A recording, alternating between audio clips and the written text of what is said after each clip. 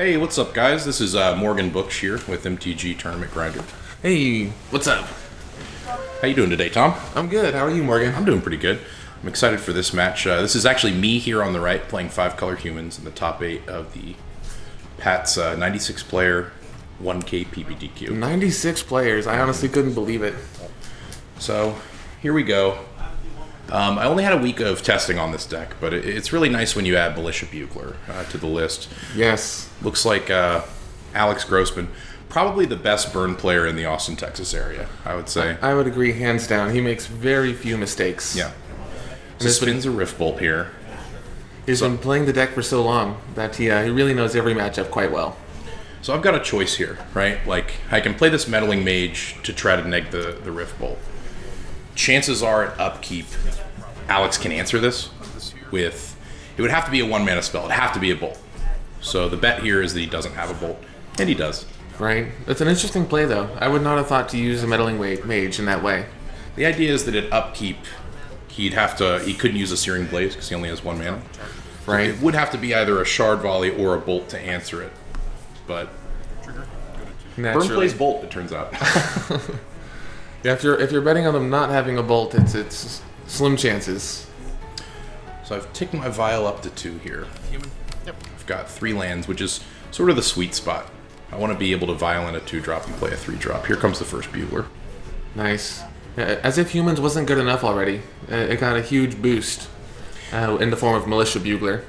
It's true. It's something that the deck never really had before. You know, a way to actually draw a card. You had card advantage spells like Kitesail Freebooter, the one I'm choosing right here, where you can exile a card from the opponent's hand, but actually going up a card is something the deck never really did. And of course, Bugler looks really good alongside a Vial, because you can Bugler and then Vial in your 2-drop. So this is what I'm doing here on upkeep to try to see what Alex is working with in his hand.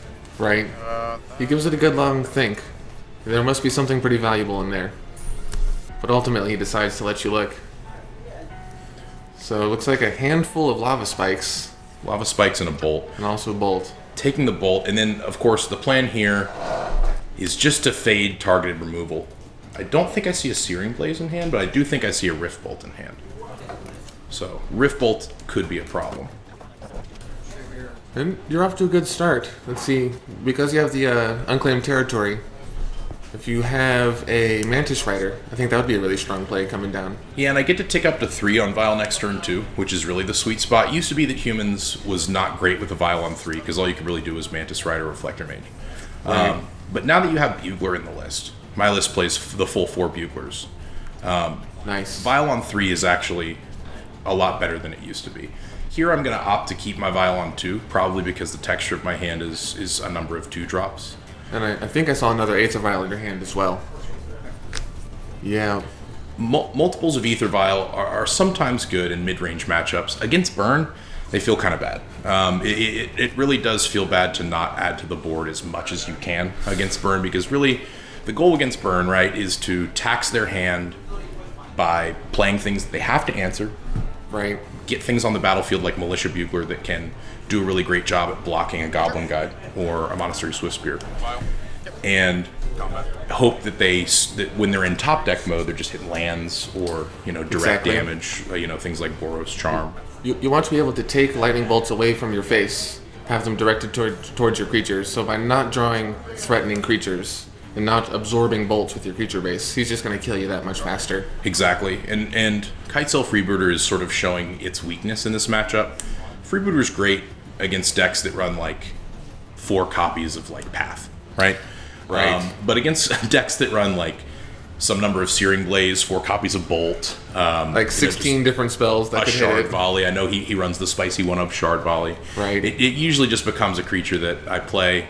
I get the information from the hand, so it's good with Meddling Mage, but then gives a card back. In the sideboard, I have Sin Collector, which doesn't give you the card back.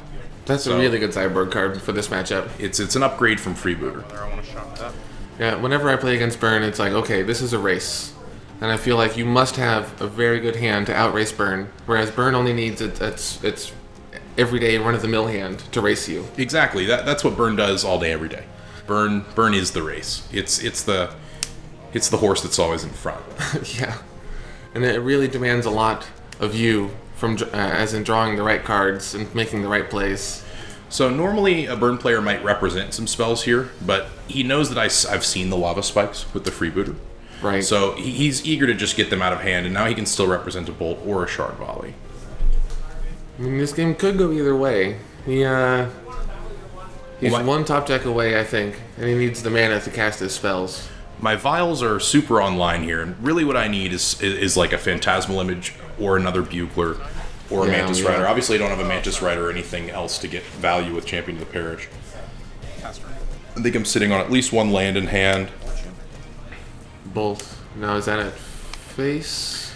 I think it's at face, which betrays to me that he does not have a creature that he wants to attack with. But if he has, Searing Blaze with landfall plus Bolt here, he wins. If he has Boros Charm Bolt, he wins. Now, Rift Bolt, he could have paid all 3 to get rid of one of my creatures or just hit face. I think it was really smart of him to suspend it, because this means that I have to hit Meddling Mage, naming Rift Bolt, if I want to even stand a chance next turn, which is going to be hard to do. Now, I get to Violin a Reflector Mage here, which would have been good against any...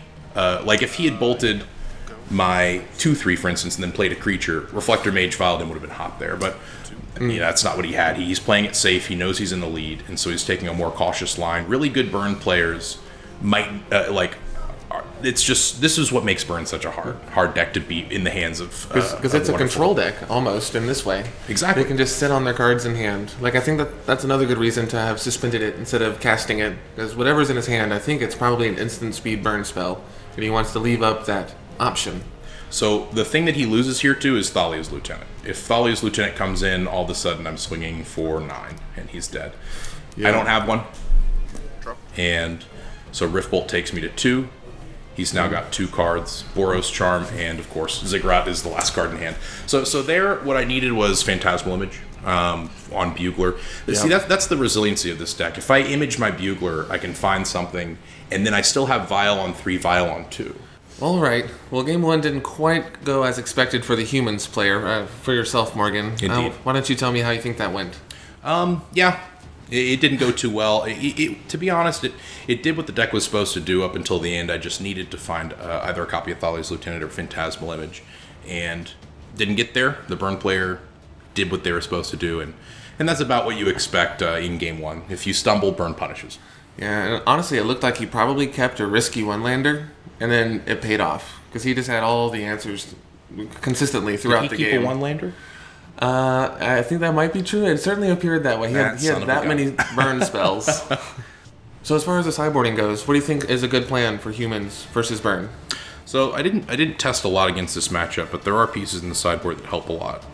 In my sideboard, I have 3 Sin Collector, which is 1 white and a black for a 2/1 human when it enters the battlefield.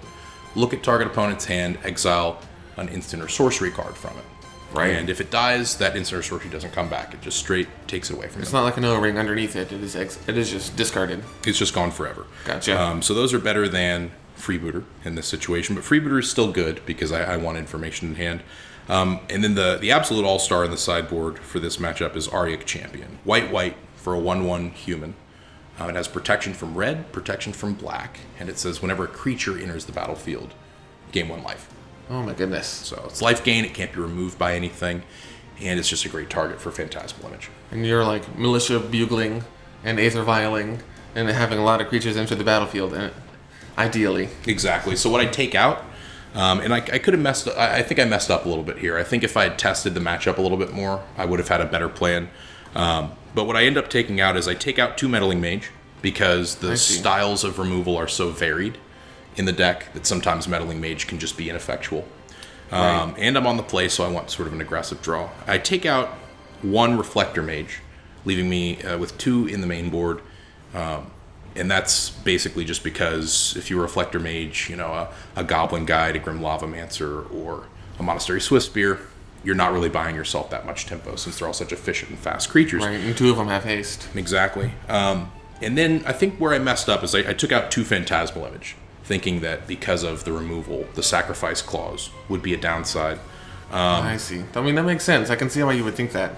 It has a lot of targeted removal. Burn does. But it's such a flexible card, and the ability to copy an Auric champion is just so busted because it gains protection from red. Yeah. I wasn't thinking about that interaction. So I think if I had to run this back, I would I'd probably take out maybe a second Reflector Mage and a one of Militia Bugler to leave myself with 3 Militia Buglers in the main instead of the 2 Phantasmal Images. Gosh, well, the sideboarding for humans, it's just such an interesting deck, and there's so much you can do with it. It's a little complicated, I would say. But for the burn sideboard, it's not nearly as complicated. I think Path to Exile is relevant here. Looks like there's 3 in the sideboard. If it were me, I would bring all 3 in. And then also Searing Blood. And I believe that's deal 2 damage to target creature, and its controller also takes 2 damage. Mm-hmm. Yes. So as long as they haven't got their Thalia's Lieutenant out already and have a bunch of counters on everything, Searing Blood should be quite good. And Path to Exile would be good no matter when you draw it. Yeah, and the interesting thing too is that in a matchup like humans, you really don't have to keep in Skullcrack for any reason. So you can immediately take out Skullcrack. We don't ever gain life really except for Auric Champion. And Skullcracking to keep an Auric Champion from gaining 1 or 2 life in a turn. It's not always the way that you take down an Auric Champion, right? So you can take those out and bring in the Searing Blood. The question is, like, do you bring in 3 paths, but understand that if you draw a path-heavy hand, and if I have a Meddling Mage or a Freebooter and a Sin Collector, I might be able to take advantage of that? That's or true. do you bring in 1 or 2 to keep your removal spells unpredictable, right? And that's the thing about the burn deck. Not only does he have, Searing Blaze, Searing Blood, Bolt, Lightning Helix, he also plays a 1-of Shard Volley, like a true pro, the surgical 1-of Shard Volley. And if you bring in a couple of paths too, well, that now gives me 6 different cards that can remove my creatures, and it makes Meddling Mage just so ineffective. And that's sort of why I board down on Meddling Mage in the matchup, is because unless I'm looking at their hand and perfectly tailoring Meddling Mage, which works sometimes because I've Sin Collector and Freebooter, you get a lot of information by looking at your opponent's hand so often. Exactly. If I can Sin Collector first or Freebooter first and then Meddling Mage, it's a lot more potent of a threat than just a Meddling Mage blind. Oh, definitely. Which is why I still keep 2 Meddling Mage in the main deck.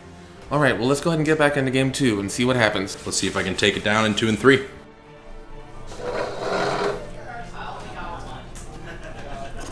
All right, here we are in game 2. Time to see if I can pull off the old reverse sweep. Done it before.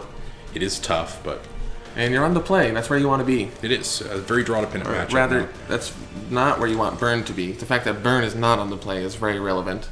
Exactly. Unfortunately, I've undid a little bit of that advantage by keeping a double Horizon Canopy opening hand. It's something I wasn't thinking about. More testing would have made this more clear to me. But it's still workable with the Noble.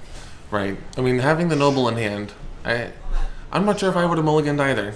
I think I would have made the same decision and kept the Noble. It's just unfortunate that he had the Lightning Bolt for the Noble. It's true. You sort of have to assume that they have the Bolt. And the idea is that, like, well, if you're getting my Noble with the Bolt, you're not getting, my Bugler. You're not getting my Thalia. Right. Yeah, as far as what you're hoping to do on this upcoming turn... Oh, I see. I misunderstood. Thalia is a really strong play against Burn. It is. We'll see if he has the Grim... He does have the Grim Lavamancer again. That's exactly what happened in the first game. That's so unfortunate. That's the thing about Burn. It's, a lot of new players who play Burn, they won't realize how versatile the deck is.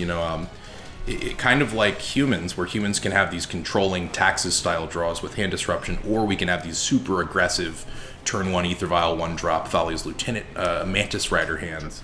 Right. Burn can do that too. Burn can have its like control hands with a lot of burn spells, or it can have its just fast creature hands. And it turns out Thalia is a lot worse against the fast creature hands, like especially Grim Lavamancer. You can kill my Thalia next turn with just a Lavamancer. I got one too. Yeah, that's Grim Lavamancer's like an unsung hero of the Burn deck. I feel not a lot of people even run it in the main board. No, Burn is definitely one of those decks full of scalpels, not hammers. Well put. It's in the hands of a really experienced player who can play the control game, the mid-range game, and the aggro game. You're not going to find more efficient effects than the cards that you have in Burn for dealing damage and controlling the board. Right, absolutely. Humans tries to do an impression of that. Bugler here is frantically digging for an Auric champion. But as you can see, I don't have that in hand. I think I have Thalia's Lieutenant, Meddling Mage. And you went Bugler into Bugler, so you're going to see 8 cards deep just off your 2 Buglers. That's a pretty good chance you're going to see the sideboard card that you want. It's good math. And as soon as you see it, if you see it, it'll start making up for those Horizon Canopies and get you kind of back to square one a little bit. And it's a wonderful way of counteracting the aggressive creature draw. Let's see if he's going to follow it up with more creatures like he did last time. Last time, it was double Goblin Guide on top of the Grim Lavamancer. Yeah, I don't have too much of it. Like, Militia Bugler looks good against Goblin Guides. And to be honest here, I'm okay with seeing a Goblin Guide because I desperately need lands that don't deal me damage when they tap. Right. So if a Goblin Guide can get me a Ziggurat or a Cavern or Seachrome Coast, but as you can see here, one fewer Seachrome and Cavern. Yikes. Well, it doesn't really affect the math too much, but it is relevant. It's important is to take note of that information. And he has Vigilance as well. I always forget that. This is fine. God, that makes him quite good in this matchup. Quite good. In this matchup, many others, my win-in was against Merfolk, and Merfolk has a lot of effects that bounce a tapped creature. And so Bugler was particularly relevant in that matchup for that reason. Also, the Pyromancer matchup gets a lot better with a 2/3 Vigilance. But, with Rift Bolts, with Lightning Helixes, with Lightning Bolts, Bugler's not as much of a threat. Right. If he was a 1/4, on the other hand, that would be different. But the fact that he has a toughness of 3 makes him pretty vulnerable to the burn deck as a whole. Absolutely. Hats off to Wizards for not giving Militia Bugler 4 toughness. Militia Bugler OP. So I think Alex is making a really smart play here. You can see that he has spells in hand that he can deploy to take out this Bugler. He's doing that as well as getting his Goblin Guides out. Just reveal this. And as luck would have it, I do not top a land. I'm Yikes. topping a Militia, or not a Militia Bugler, I'm sorry, a Kitesail Freebooter, which at this point in the game is just exactly where I do not want to see it. If I had maybe one more land and I could play a Meddling Mage and a Kitesail Freebooter in the same turn, Then that might be good. it could buy me a turn, potentially. But for that to be your only play this late in the game, it's a different story than if it was your only play on turn 2. Exactly. And Canopy is tough here. So what I'm choosing to do here, and let me know what you think of this play, Tom. Sure. So a lot of people wouldn't like this play. It doesn't feel great, to be honest, but what I'm doing here is Champion comes in on 1, Thalia's Lieutenant on 2. Thalia's Lieutenant puts a counter on Champion. Champion also gets 1 from Thalia's Lieutenant entering, so it becomes a 3/3. So now I have a 3/3 and a 1/1. He can kill my 1/1 with Grim Lavamancer. But what I'm saying to him here is you have to have a bolt effect to get rid of my 3/3, and my 3/3 is just going to eat your Goblin Guide in combat if you choose to take that route. So I'm gambling here that he has either direct damage or more lands, but Yeah, leave it to the burn player to have exactly what he needs. that's what they've been doing since the beginning of time. I mean, that's part of the reason the deck is so good. It does one thing, and it does it incredibly well, and so consistently. That's why it's never really out of the meta. Yeah, I think since Modern has been a thing, Burn has been consistently showing in the top 8 at all the big events. I think if I could re-roll this tournament, specifically this match, I think testing against Burn would have probably helped me sideboard a little bit better. It would probably have helped me to mulligan away the Canopy hand that had a Noble. And so, yeah, just extend my hand to Alex here. Just one of the greatest Burn players there is here in Texas that I've played with. And, yeah, takes me down, makes it look easy. All right. Well, now that I'm knocked out, we can take a look at what Alex goes on to face in the semifinals. I think based on the outcome of the match, it will be Cart Clan Ironworks. Yep. Well, we'll see you guys then.